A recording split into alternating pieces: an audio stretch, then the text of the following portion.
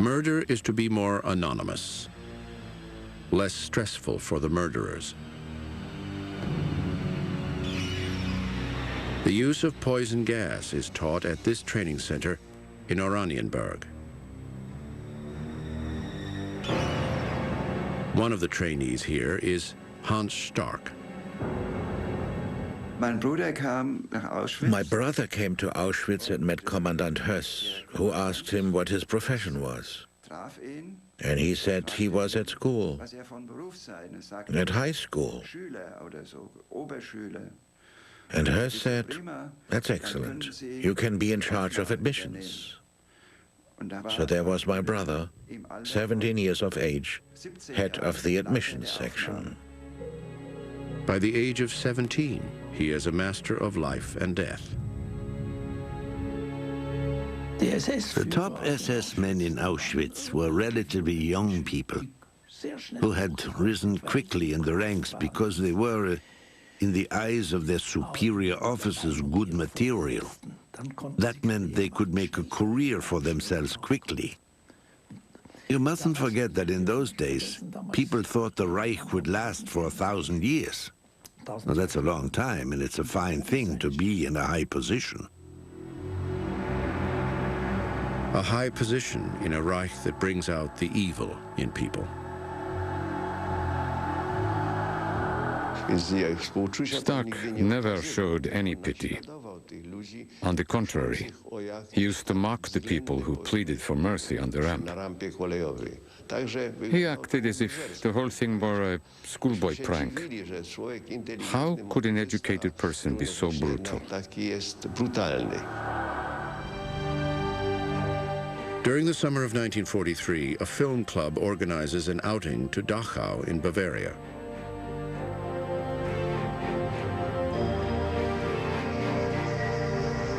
The concentration camp guards join in their football game.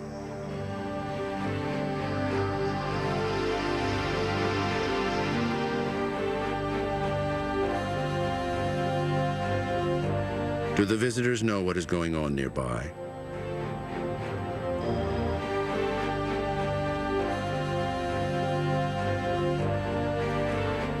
Or do they simply approve?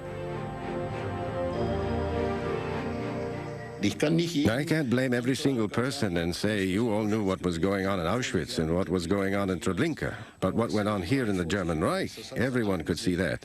Every German person saw clearly that the synagogues were burned down in their cities and that the Jews around them were rounded up and taken away one day. Hans Frankenthal is transported to Auschwitz-Birkenau. The Death's Head troops are waiting for the train. The train hadn't even come to a complete standstill when the doors of the wagons were pulled open, and then they started yelling and screaming at us, "Out, out, out, luggage to be left in the wagons." So we jumped out, and then came the order.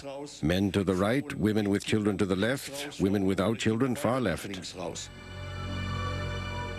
During the war, thousands of SS men serve in the murder factories.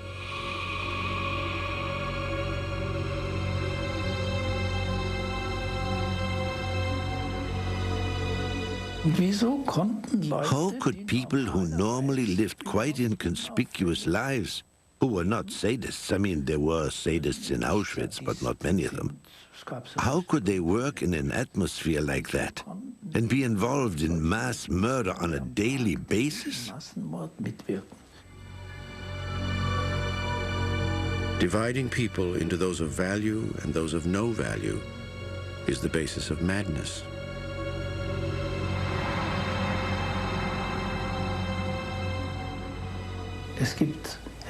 There are members of the master race, and then there are subhuman creatures.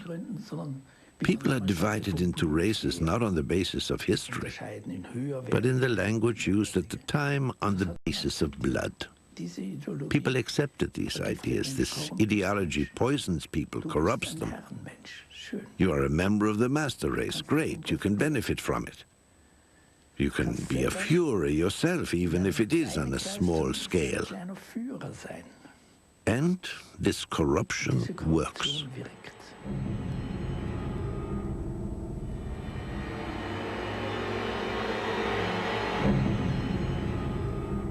We are the chosen ones. We are allowed to do this, even though it is hard.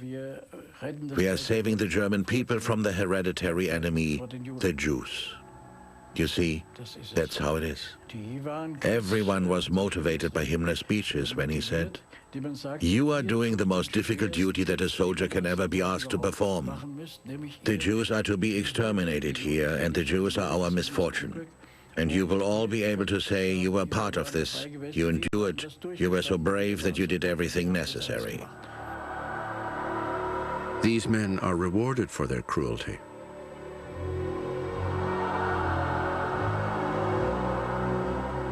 They promoted the little men when they obediently beat people up.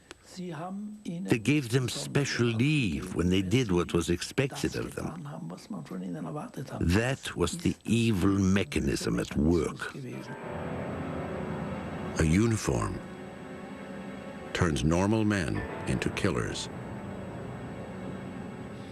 When I helped Schwarzhuber off with his boots and his jacket to clean them, he was left there in his underwear, and he looked like nothing special at all. They were like nothing at all when they didn't have their uniforms on. They were nothing. Nothing. As the French say, rien du tout. And when I helped him on with his jacket, and he put on his boots and his cap, he was a monster again. That was a crazy thing about them. All of a sudden, they thought they ruled the world. The Warsaw Ghetto stages an uprising when Death's Head continues on the History Channel.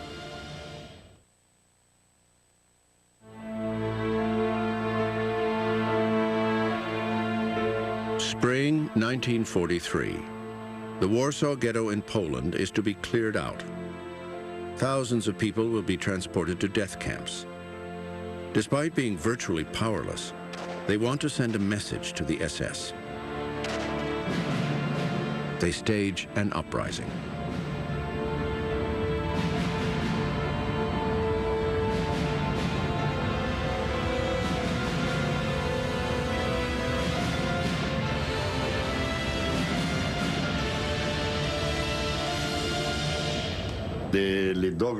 When the uprising began, none of us imagined we would survive. Our aim was something quite different. It was the last opportunity to take revenge on the SS for years of murder. SS Brigadier Jürgen Stroop documents the suppression of the uprising. He wants to leave a memorial to himself. Stroop is speaking like of a normal operation, like of a military operation. They were not only killers, because to come and to take people who are in hiding, which are hungry, which are in the last days of their life.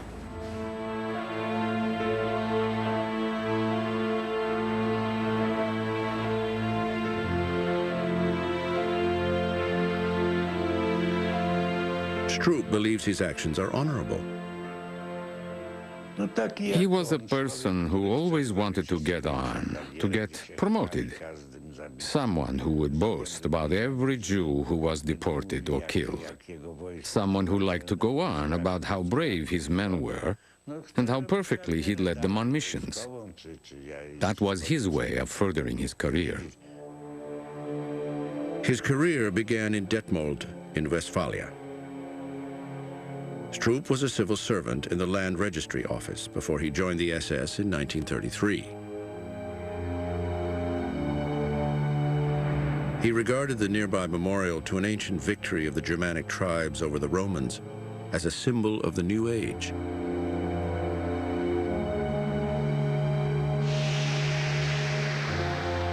In the spirit of the time, he launched on a career that would have been unthinkable otherwise.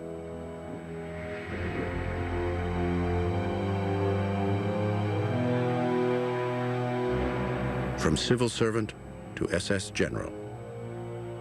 He later claims he was only obeying orders.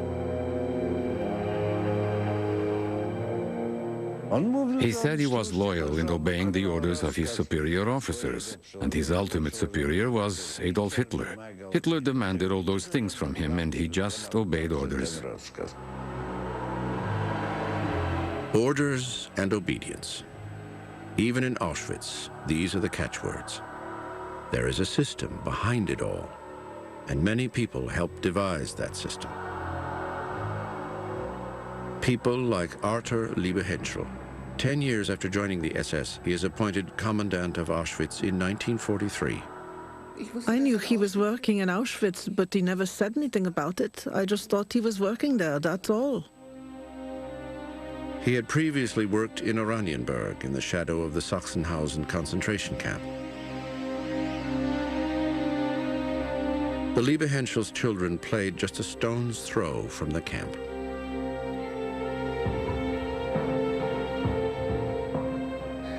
My father was a very loving father. I used to get up at the same time as him every morning, and I can still see his hands when he would spread some honey on a piece of bread for me. Now and then I was allowed to go with him when his chauffeur picked him up, and I'd stay in the back of the car when he got out at T-Block, where he worked. In the concentration camp administrative office, Liebehenschel is second in command. The genocide is run from behind the desk. In November 1943, Liebehenschel is transferred to Auschwitz. Now the killer behind his desk is confronted by the scene of his crimes. Liebehenschel was a typical civil servant. He was always walking around inspecting something. I never saw him hit a prisoner. He was a gentle person, and I have to say, in some way, he was a completely normal man. The truth of Auschwitz catches up with him. He was in a bad way. He suffered terribly. I know all this from his second wife, who told us about it. When a new transport came in, he had to go down and watch. Oh my God, he used to say, women and children too. And then she told us how he would go home and stand under the shower for ages, as if he had to wash off all the filth. And then she would often suggest they went out for a walk in the fresh air. But he does nothing to stop it. He was never violent, and he was softer than the others. But he was a criminal too, just like all the rest, because he also took part in the selection procedure at the ramp.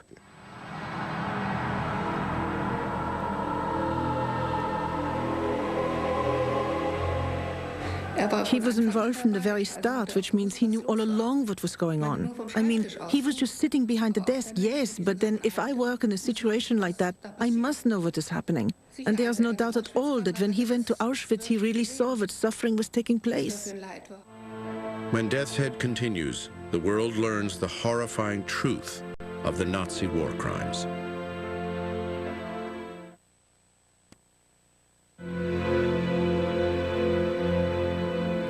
When the Auschwitz concentration camp is liberated on January 27, 1945, the whole world learns that millions have been murdered.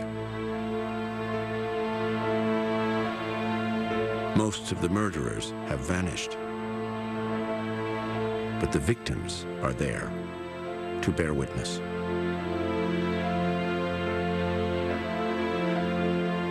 I had been a liberator of many concentration camps as a soldier in the American armies. I had seen the product of mass murder in Buchenwald, in Ebensee, in Mauthausen. I certainly was shocked by that experience.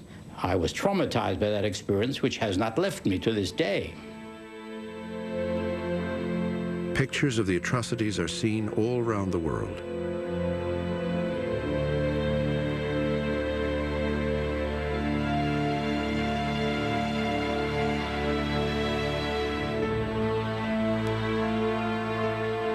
The same question is always asked. What kind of people could have done this to other human beings?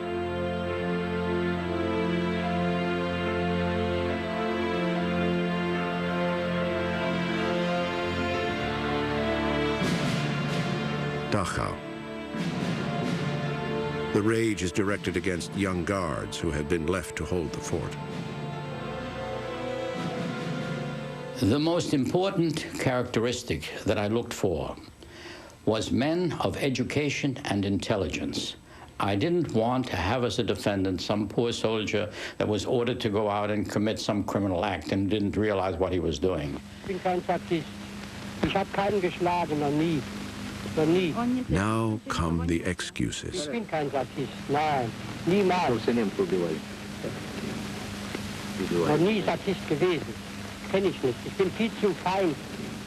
My reasoning was that if they were educated men, they would have been aware of the criminality and the magnitude of the crimes they were committing. Nuremberg, 1947. The leaders of the SS special squads are on trial. They are responsible for over 1 million deaths. I would have felt quite different about them if anyone had ever said he was sorry. They never said they were sorry, because they were not sorry. They were sorry they lost the war. In Landsberg prison, 14 death sentences are passed by the judges in the trial of the SS special squads. 4 are carried out. None of those convicted show any remorse. One of them writes, "Discipline and loyalty have brought me to the gallows. To this day, I still do not know how else I was supposed to have behaved."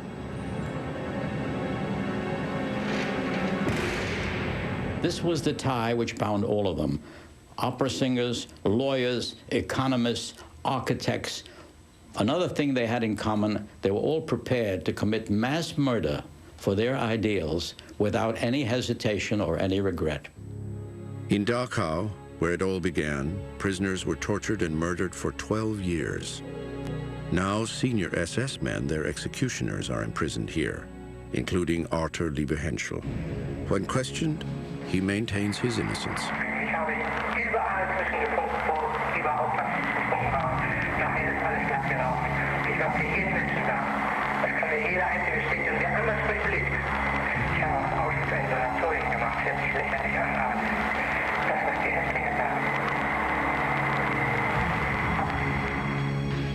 He is placed on trial in Krakow, Poland.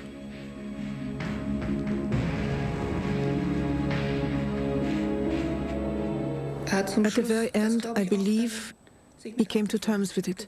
He knew what was going to happen. He wrote us a farewell letter, and right at the bottom it said, "I have just heard the verdict, the death sentence." Frankfurt, 1964. After years of evading justice, SS men from Auschwitz are on trial, including Hans Stark.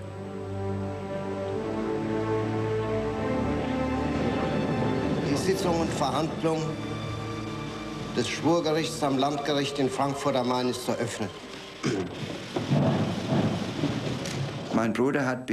Up to that moment, my brother hadn't said a word to his wife or family about having served in Auschwitz. And when he was finally arrested in Cologne, and his wife looked at him absolutely incredulously, he just said, it was about something that happened during the war.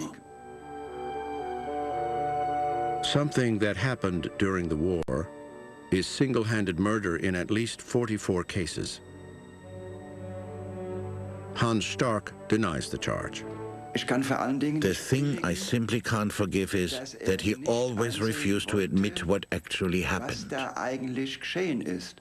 though he was one of the people who caused it. At the time of his crimes, Hans Stark was still a minor. He is charged according to juvenile law and is sentenced to 10 years in prison.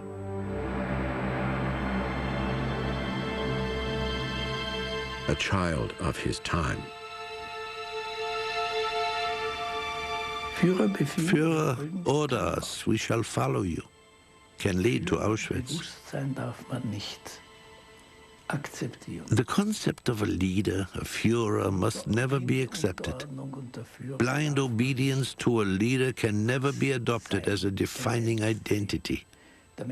Everyone must accept responsibility for whatever he does, even in critical situations.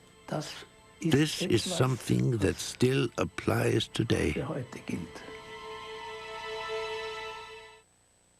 Tonight on the History Channel. Experience the danger. Everything that could go wrong did go wrong. Battle the elements. We lost our sonar. Discover the truth. Titanic, high tech at low depth.